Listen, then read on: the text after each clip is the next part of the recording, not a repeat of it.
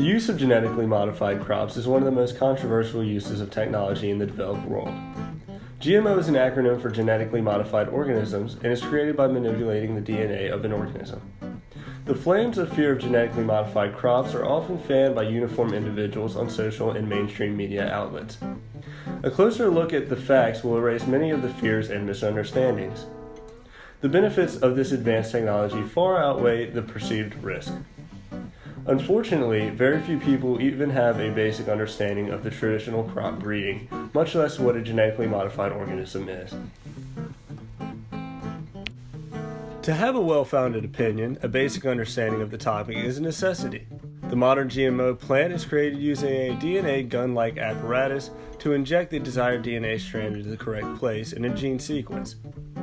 There are two basic types of GMO sequencing, which are cisgenic and transgenic. Cisgenic sequencing is done by moving DNA within a plant from one place in the genome to another. This simply rearranges the sequence of the genome.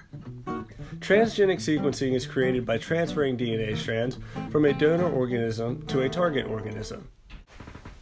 Both methods are designed to increase crop yields to sustain a growing world population, produce crops in regions where a plant could not traditionally be grown, provide needed vitamins, minerals, and nutrients in areas where certain human populations are suffering from a deficiency, and to decrease the cost of food and fiber production around the world.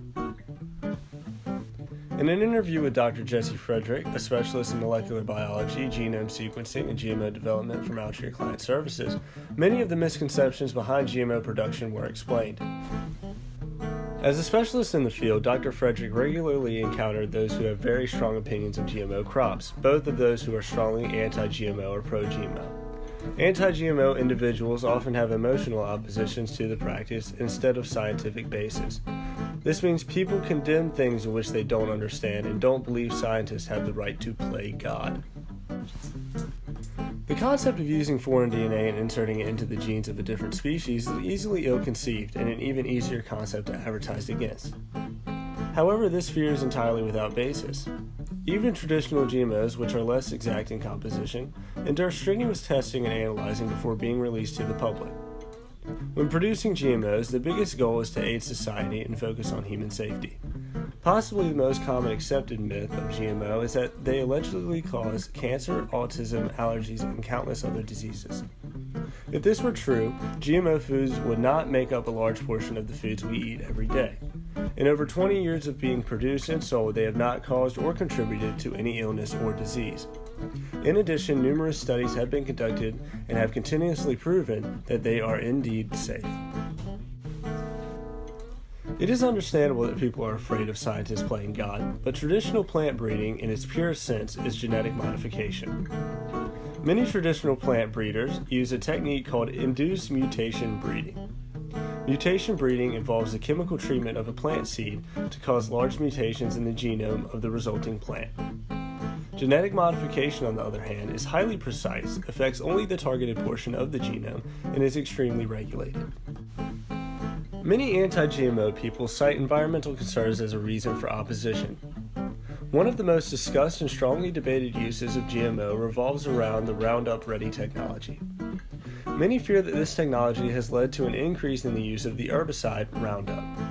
The fact is, the development of genetically modified crops has drastically reduced the number of herbicides, insecticides, and fungicides in modern agriculture.